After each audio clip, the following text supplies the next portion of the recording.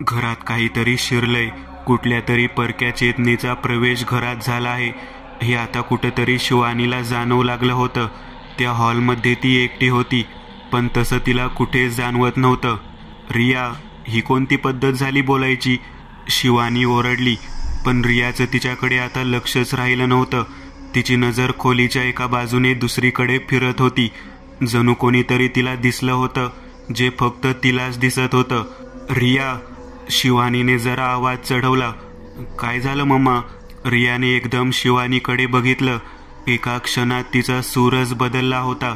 शिवानीचं हृदय आतल्या आत दणादणा उडत होतं. अगदी काही सेकंदात हिच्या वागण्यात इतका बदल? काय होतंय नक्की? मम्मा, मला भूक लागली आहे, दे ना जेवायला, रिया म्हणाली. हो देते, चल, शिवानी म्हणाली. ती रियाला किचनमध्ये घेऊन आली. तिचं जेवण झालं. जेवण करून रिया परत तिच्या खोलीत निघून गेली. शिवानीला मात्र भूकच शिल्लक नव्हती. झोपही आता लागणं शक्य नव्हतं. ती हॉलच्या सोफ्यावरच बसून होती. रिया खोलीत काय करत आहे हे बघायला जायची हिंमतच आता राहिली नव्हती. काही वेळ इकडे तिकडे मन वळवायचा प्रयत्न करून अखेर आता ती अंगणात आली. अंगणात फिरत फिरत ती विचारात हरवून गेली होती. जर खरंच या घरात काहीतरी अमानवीय चेतनेचा प्रवेश झाला असेल तर पुढे काय काय होणार आहे आणि हे सगळं थांबवायचं कसं? विचार करता करता सहज तिचं लक्ष गेटकडे गेलं आणि ती दचकलीच. नमस्कार, काय म्हणताय? म्हातारीने बोलायला सुरुवात केली. म्हातारीही सोबतच होती. ठीक आहे, तुम्ही काय म्हणताय? शिवानीने स्वतःला सावरत उत्तर दिलं. ती गेटजवळ आली. काही नाही, इथून जात होतो, म्हटलं विचारपूस करावी, म्हातारी म्हणाली. तुमचे श्रीमान कुठे कामाला गेलेत वाटतं? म्हाताऱ्याने विचारलं. हो, ठीक आहे, चला मग, येतो. ते दोघे तिथून निघून जाऊ लागले. यांना परवा दिवशी बघितलं होतं, पण या जोडप्याचं नावच विचारलं नव्हतं. आजही राहून गेलं. विचार करत करत ती घराकडे चालू लागली. यांना काही ठाऊक असेल का या जागेच्या इतिहासाबद्दल? असा विचार करत तिने मागे वळून बघितलं, पण ते जोडपं कुठेच नव्हतं. वास्तविक त्या जोडप्याचं वय पाहता आणि त्यांच्या चालण्याचा वेग पाहता ते 50 मीटरही गेले नसते, पण ते जोडपं कुठेच दिसत नव्हतं. तिच्या मनात शंकेची पाल चुकचुकली. ती विचार करत करत घरात आली आणि सोफ्यावर बसली. काही वेळातच तिच्या पायावर कसली तरी वळवळ तिला जाणवली आणि तिने स्वतःच्या पायाकडे बघितलं, निरखून बघितलं. ढेकून, तेही या घरात. घर ताब्यात घेण्याआधी पेस्ट कंट्रोल केलं होतं, तरीही तिने तो ढेकून चिमटीत पकडला आणि बेसिन जवळ येत नळ सोडला. ती परत एकदा हॉलमध्ये आली. बसल्या बसल्या तिच्या नजरेला आता अजून 3-4 ढेकून दिसले. तिने उठून सोफ्याकडे बघितलं. सोफ्याच्या उशीवर लाकडी कोपऱ्यात ठिकठिकाणी तिला ढेकून दिसत होते. अचानक तिला काहीतरी आठवलं. लहानपणीचे चाळीतले दिवस. तेव्हा ती 10-12 वर्षांची असेल. शेजारी राहणाऱ्या पवारांच्या घरात गेले 2 आठवडे विचित्र प्रकार घडत होते. सुनेने सासूच्या त्रासाला कंटाळून जाळून घेतलं होतं. ती गेली आणि घराला अवकळा लागली. सासू बघता बघता अगदी मरणासन्न झाली.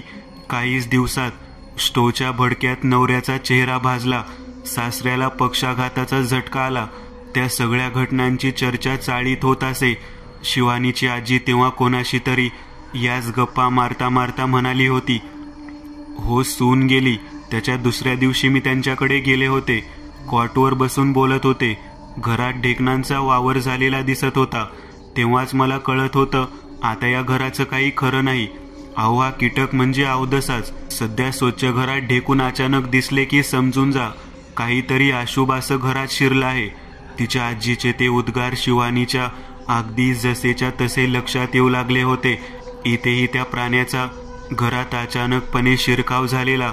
काहीतरी विपरीत, अप्रिय, अशुभ घरात आला आहे यावर एक प्रकारे शिक्कामोर्तब झाला होता.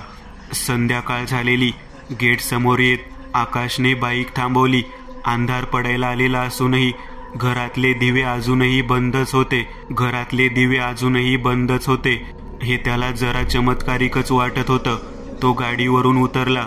त्याने गेट उघडलं. बाईक आत पार्क करून पुन्हा गेट बंद करतो. आता घराच्या दिशेने चालू लागला. पण तू इथं आलीस कधी आणि आम्हाला कसं काही कळलं नाही? बार्शीदाराजवळ येताच त्याला आतमधून शिवानीच्या बोलण्याचा आवाज ऐकू आला. त्याने दरवाजाजवळ ठेवलेल्या चप्पल स्टँडकडे बघितलं, पण चप्पल स्टँडमध्ये फक्त शिवानीचे सँडल आणि रियाची चप्पल सोडली तर अजून कोणतीही चप्पल किंवा पादत्राण नव्हती. मग कोण आला असेल? त्याने दार ढकललं. शिवानी हॉलमध्ये नव्हती, पण किचनमधून आवाज येत होता. ती लहान मुलगी माझी आहे, रिया तिचं नाव. तुझं नाव काय म्हणालीस? शिवानी कोणाला तरी विचारत होती. आकाशने बॅग सोफ्यावर ठेवली, पायातले बूट काढले आणि तो आता किचनकडे चालू लागला. आता शिवानीचा आवाज थांबलेला. त्यांनी किचनमध्ये प्रवेश केला. आतमध्ये शिवानी एकटीच होती. ती ओट्याजवळ उभी होती. चहाचं पातेलं गॅसवर होतं आणि तिची नजर खिडकीतून बाहेर शून्यात लागलेली. शिवानी, शिवानी, त्याने मागून तिला आवाज दिला, पण शिवानीचं लक्ष नव्हतं. ती अजूनही खिडकीतून बाहेर बघण्यात मग्न होती. तो तिच्या जवळ आला आणि त्याने तिच्या खांद्यावर हात ठेवला. ती एकदम दचकली. अरे तू कधी आलास? तिने त्याला विचारलं. मी आत्ताच आलो.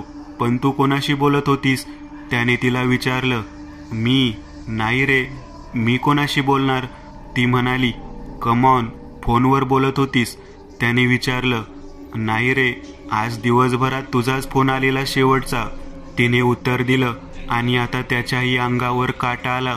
त्याच्या कानांनी स्पष्टपणे ऐकलं होतं की शिवानी कोणाशी तरी बोलत होती, पण शिवानीचा चेहरा खोटं सांगत नव्हता. ती जे सांगत होती ते 100% सत्य वाटत होतं. बरं असू दे, कदाचित मला भास झाला असेल. विषय जास्त न वाढवता तो बाहेर निघून गेला. पण शिवानीच्या डोक्यात त्याने विचारलेला प्रश्न आता भीती निर्माण करून गेला. हा असं का म्हणाला की मी कोणाशी तरी बोलत होते? आणि जर मी बोलत होते तर मला का आठवत नाही? हो, खरंच दुपारी 4-4:30 नंतरचं मला फार स्पष्ट असं काही आठवत का नाहीये? आता याने मला भानावर आणलं. तो क्षण आणि 4-4:30 वाजता मला अचानक आलेली गुंगी, यामध्ये काय घडलं हे मला नीटसं काही आठवत का नाहीये? तिच्या मनात प्रश्न राहून गेला. इतका वेळ खोलीत बसलेली रिया आता हॉलमध्ये आकाश सोबत होती आणि किचनमध्ये असलेली शिवानी अजूनही या विचारात होती की तिला दुपारनंतर काहीच कसं आठवत नव्हतं. त्यात आकाशचं हे म्हणणं की शिवानी कोणाशी तरी बोलत होती, यावर तर तिचा अजूनही विश्वास बसत नव्हता. पण शिवानीच्या एक गोष्ट लक्षात येत होती की रियाचं वागणं आकाश समोर अगदी नॉर्मल असायचं आणि आकाश एकदा का ऑफिसला गेला की मग रियाच्या वागण्यात चमत्कारिक बदल व्हायचा. ती दिवसभर तिच्या खोलीतच असायची. गेले 2 दिवस हे असंच घडत आलं होतं. जेवणाच्या वेळी ती रियावर अतिशय बारीक नजर ठेवून होती, पण तिथे रियाचं वागणं अतिशय सामान्य होतं. जेवण वगैरे झालं होतं. रिया, शिवानी आणि आकाश आता बेडरूममध्ये झोपले होते. आकाश खूप थकलेला, त्यामुळे त्याला गाढ झोप लागलेली. शिवानी ही घोरत होती. मध्यरात्र झालेली. रियाच्या पायाला कसला तरी स्पर्श झाला. हळूहळू तिने डोळे उघडले. काल रात्रीसारखीच ती बाहुली तिच्या पायाशी होती. रियाने उठून बसत ती बाहुली मांडीवर घेतली. तिची नजर बेडरूमच्या दाराकडे गेली. दार अर्धवट उघडं होतं. दारात कोणीतरी उभं होतं. एक स्त्रीची आकृती तिथं होती, पण चेहरा दिसत नव्हता. पण तिचे ते मोकळे सोडलेले लांबलचक कुरवळे केस मात्र खिडकीतून येणाऱ्या वाऱ्यामुळे हालत होते. पण रियाच्या चेहऱ्यावर एक स्मित हास्य उमटलं होतं. जणू अंधारात चेहरा न दिसताही तिला समजलं होतं की ती कोण आहे ते. ती घाईघाईत बेडवरून उठून थेट दाराच्या दिशेला निघाली. दारात उभी ती स्त्री आता वळून पुढे चालत गेली. रिया तिच्या मागे होती. खूप वेळ झाला होता रियाला तिथून जाऊन. अशातच मध्यरात्री अचानक शिवानीची झोपमोड झाली. तिने आजूबाजूला बघितलं. रिया बेडवर नसलेली पाहून तिची झोपच उडाली. ती तडक उठून खोलीतून आता बाहेर आली. तिच्या काळजाची धडधड वाढत चालली होती. जिन्याने खाली येत तिची नजर सहजच जिन्याच्या खिडकीतून मागच्या अंगणात गेली आणि तिची वाचाच बसली. तोंडातून शब्द फुटत नव्हता. तिला इतका जबरदस्त तो धक्का बसला होता की ती जागीच कोसळली. चेहऱ्यावर पाण्याचे शिंतोडे जाणवले. शिवानी, ए शिवानी, आकाशचा आवाज ऐकू आला. हळूहळू डोळे उघडत तो भानावर आला आणि शुद्ध येताच तिच्या मनात ती आठवण अगदी लगेच ताजी झाली आणि भीतीने तिचं काळीज भरून गेलं. आकाश, आकाश, अरे ते मागच्या अंगणात ते दोघे. तिची जीभच वळत नव्हती. अगं कोण दोघं? काय म्हणत आहेस तू? आकाशला काही कळत नव्हतं. अरे तो म्हातारा, ती म्हातारी. ती परत कसं बस काहीतरी सांगायचा प्रयत्न करू लागली, पण तिला नीट सांगताही येत नव्हतं. तू आधी पाणी घे, शांत हो. त्याने तिला शांत करत पाणी दिलं. तिने पाणी घेतलं, दीर्घ श्वास घेतला आणि आकाशच्या मागे उभी असलेली रिया तिला दिसली. रिया, अगं तू कुठे गेली होतीस? तिने रियाला विचारलं. मम्मी, अगं तुला काय होते? मी तर इथेच होते. रिया अगदी निरागस आवाजात म्हणाली. तू आधी शांत हो शिवानी आणि नीट सांग काय झाले. आकाश म्हणाला. काही क्षणाचा पॉज घेत ती आता बोलू लागली. मध्यरात्री मला जाग आली. मी बेडवर बघितलं तर रिया नव्हती. मी पटकन बेडरूममधून बाहेर आले. जिना उतरताना जिन्याच्या खिडकीतून मागच्या अंगणात माझी नजर गेली. तिथं मी बघितलं एक म्हातारा माणूस आणि एक म्हातारी बाई. दोघे अगदी खिडकीच्या तोंडाकडे नजर लावून खाली उभे होते. भयंकर होता तो म्हातारा.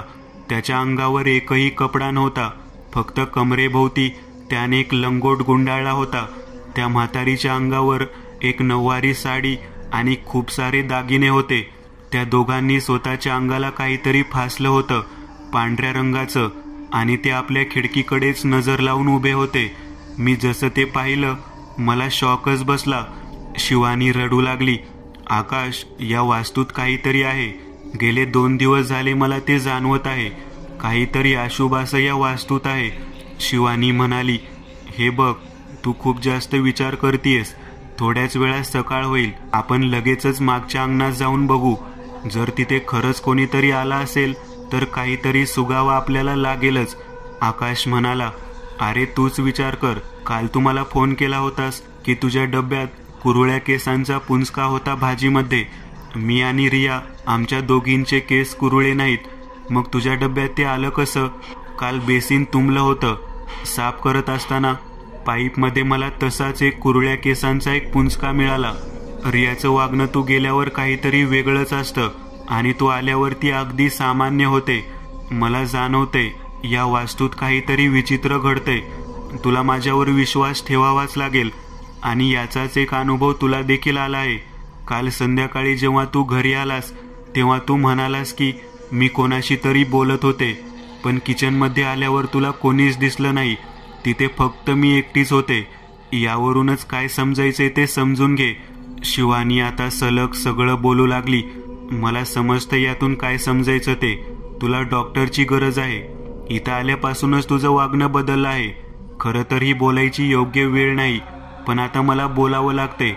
काल मध्यरात्री मला जाग आली त्यावेळी तू बेडवर नव्हतीस. रिया मात्र माझ्या बाजूला झोपली होती. मी खाली आलो तेव्हा तू स्टोर रूमच्या दरवाजाजवळ बसली होतीस. जमिनीवर विचित्र अवस्थेत बसून तो हात जोडत बोट मोडत रडत होतीस. मी तुझ्या जवळ आलो. तुला कितीतरी आवाज दिले पण तू लक्ष दिलं नाहीस. जसा मी तुझ्या खांद्याला हात लावला तशी तू एकदम दचकलीस आणि तिथेच बेशुद्ध झालीस. तुला उचलून मी बेडरूममध्ये घेऊन आलो आणि सकाळी तू उठलीस तेव्हा एकदम सामान्य होती. त्यामुळे मी त्या गोष्टीबद्दल कोणतीही चर्चा केली नाही. रियावर तू 2 दिवस झाले वेगवेगळे आरोप करतेयस, पण रियामध्ये कोणताही बदल झालेला मला जाणवला नाही. याउलट तुझ्या वागण्यात झालेला बदल मला एकदा नव्हे 2-3 वेळा जाणवला. अरे हे काय बोलतो आहेस तू? मला काहीच कसं आठवत नाही. काल रात्री असं काही घडलंच नव्हतं. शिवानीलाही ऐकून आता धक्का बसला होता. मग तर तू हे देखील म्हणशील की काल दुपारी तू गेटजवळ एकटीच बडबड करत उभी नव्हतीस. काय? काल दुपारी गेटजवळ? अरे इथेच बाजूला एक जोडपं राहतं. मी त्यांच्याशी बोलत होते. येता जाता ते आपली चौकशी करत असतात. मी त्यांच्याशी बोलत होते, पण तू असं का म्हणतोयस की मी एकटी बोलत होते आणि तुला हे कसं कळलं? शिवानीने विचारलं. संध्याकाळी ऑफिसमधून येताना मला मागच्या वाडीत राहणारा रामशरण कसबे भेटला. रामशरण कसबे म्हणजे ज्याने या घराचं वायरिंगचं काम करून दिलं तो वायरमन. त्याने मला सांगितलं की बाईसाहेब गेटजवळ उभ्या राहून एकट्याच बोलत होत्या. तुझ्या लक्षात नसेल, पण तो त्यावेळी गेटच्या समोरूनच गाडीवरून गेला होता. आणि आता मुख्य गोष्टीवर येऊ. तू म्हणतेस की मी तुला काल दुपारी फोन करून सांगितलं की भाजीच्या डब्यात कुरुळ्या केसांचा पुंजका सापडलाय. एकदा तुझा फोन चेक कर. मी तुला काल दिवसभरात कोणताही फोन केलेला नाही. शिवानी हे सगळं ऐकून आता प्रचंड धक्क्यात होती. तिला आता काय बोलावं तेच कळत नव्हतं. आकाशच्या बोलण्यातून एक एक खुलासे होत होते आणि प्रत्येक खुलासा हा तिच्या मनावर आघात करत होता. ती सुन्न झाली होती. हे बघ शिवानी, मला तुला अपराधी ठरवायचं नाहीये, पण हे विसरून कसं चालेल की तुमच्या घरात तुझ्या वडिलांना वेड्याचे झटके यायचे. तुझ्या सख्या काकाने देखील मेंटल ट्रामामध्येच आत्महत्या केली होती. तुमच्यात तो हेरिडेटरी प्रॉब्लेम असू शकतो. तुला डॉक्टरांच्या ट्रीटमेंटची आवश्यकता आहे. आकाश म्हणाला, मी वेडी नाहीये आकाश. या घरात काहीतरी आहे. तुला आत्ता कळणार नाही, पण लवकरच कळेल. आणि कदाचित तेव्हा खूप उशीर झाला असेल. शिवानी म्हणाली. खोलीत आता शांतता पसरली. शिवानी बेडवर आडवी पडून राहिली. तिच्या मनात विचारांचं काहूर माजलेलं. आकाशचं बोलणं आता ती एक एक करत आठवू लागली. आकाश मात्र आता बेडरूममधून खाली गेला. तसेही पहाटेचे 5:30 वाजूनच गेले होते. सर्वात आधी तर तिने फोन चेक केला. काल दिवसभरात तिला एकही फोन आलेला नव्हता. हे मात्र तिला समजून चुकलं होतं. तिचं डोकं सुन्न झालेलं. पण मला तर पक्का आठवतंय की मी स्वतः आकाश सोबत बोलले होते. फोन आलेला त्याचा. अचानक तिला काहीतरी लक्षात आलं. ती गडबडीत उठून खाली आली. किचनच्या इथल्या डस्टबिन मधला कचरा तिने जमिनीवर टाकला आणि परत एक धक्का तिला बसला. काल सिंकमधून काढलेला तो केसांचा पुंजका मी इथेच तर टाकलेला. मग तो गेला कुठं? आता हळूहळू तिलाही वाटू लागलेलं की तिचंच मानसिक संतुलन बिघडलं आहे. आकाश किचनमध्ये आला. Shivani, I am sorry. Please तुला हर्ट झाला असेल. मला ठाऊक आहे, पण खरं सांगू, हे मी तुझ्याच भल्यासाठी बोललो. लवकर ट्रीटमेंट घेतली तर पुढचे बरेच अनर्थ टळतील. तो तिला समजवायचा प्रयत्न करू लागला. ती रडत रडत त्याच्या मिठीत सामावून गेली. तू घे अपॉइंटमेंट, मी येईन, ती एवढंच म्हणाली. आता तुर्तास तरी त्यांच्यातले वाद मिटले होते. किचनच्या बाहेर उभी लपून त्या दोघांना बघणारी रिया अगदी थंड चेहऱ्याने दोघांना बघत उभी होती. कडेवरती बावली होतीच. थोड्या वेळाने नेहमीप्रमाणे आकाश आवरू लागला. डॉक्टरची अपॉइंटमेंट आज घेणं शक्य नव्हतं. उद्या त्याला तशीही सुट्टी होती. त्यामुळे ते उद्या चिपळूणच्या इथल्या एका मानसोपचार तज्ज्ञाकडे जाणार होते. तिने त्याला डब्बा वगैरे दिला आणि तो ऑफिसला निघून गेला. रियाचं वागणं मात्र तसंच होतं. आंघोळ झाल्यावर त्याचं 2 वेण्या घालून घरात वावरणं, कडेवर कायम ती बावली.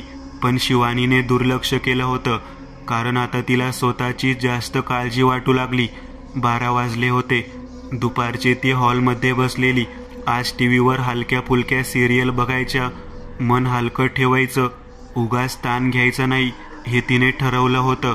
एक विनोदी हलकी फुलकी सिरियल ती पाहत होती. जरा कुठे तिचं मन आता रमू लागलं होतं. अचानक टीव्हीवरील सिरियलमध्ये कसला तरी व्यत्यय जाणवू लागला. खरखर असा आवाज येऊ लागला. स्क्रीनवर मुंग्या येऊ लागल्या. तिने आवाज जरा कमी केला. ती उठून टीव्हीच्या जवळ आली. तिने केबलची वायर चेक केली. वायर नीट होती. तिने म्यूट केलेलासा आवाज आपोआप सुरू झाला. एका स्त्रीच्या विवळण्याचा आवाज आता टीव्हीच्या त्या खरखर करणाऱ्या आवाजाला भेदत ऐकू येऊ लागला. ती स्त्री रडत विवळत होती. आई, आई, ए उठ ना ग, ये ना.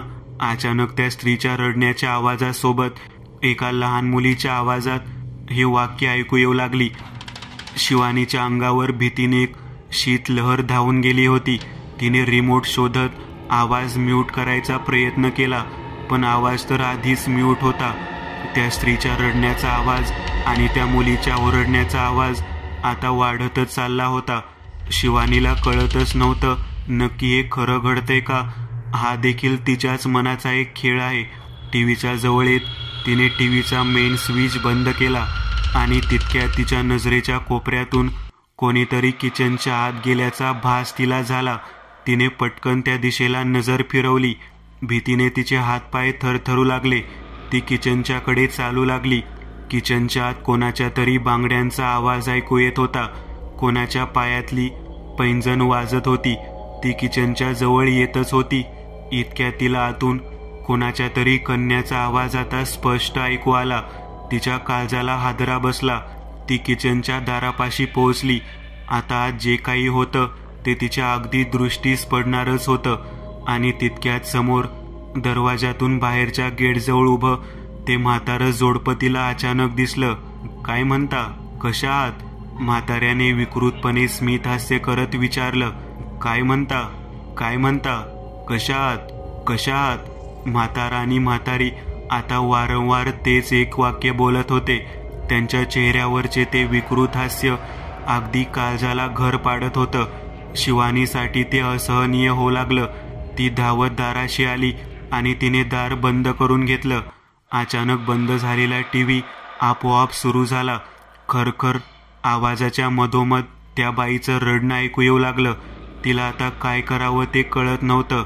आई, आई, ए उठ ना ग. अचानक तिच्या मागून तिला लहान मुलीचा तो आवाज ऐकू आला. तिने दचकून मागे पाहिलं आणि तिचं डोकं चक्रावून गेलं. कारण हे वाक्य दुसरं तिसरं कोणी नाही तर रिया बोलत होती. ती देखील किचनच्या दाराकडे बघत. रियाचा अवतार बदललेला होता. 2 वेण्या, गालावर काळा टिका, कपाळावर एक टिकली, अशा विचित्र अवतारात ती होती. रिया ओरडली, मी रिया नाही, सरिता आहे, सरिता. किचनकडे बघत ती बोलत होती. शिवानी घामाघूम झालेली ती किचनच्या दाराशी आली. आत बघताच तिच्या पायाखालची जमीन सरकली. नऊवारी साडी नेसलेली एक पाठमोरी बसलेली स्त्री तिला दिसत होती. केस मोकळे सोडलेले, तोंडातल्या तोंडात काहीतरी बडबडत होती. ए, अगं कोण आहेस तू? रखमा, आवाज शिवानीच्या कानामागून येत होता. दचकून तिने मागे पाहिलं आणि छातीत गोळा यावा तशी ती 4 पावलं मागे सरकली. कारण आता ती स्त्री तिच्या मागे होती आणि किचनच्या मध्यभागी पाहिलं तर आता कोणीच नव्हतं.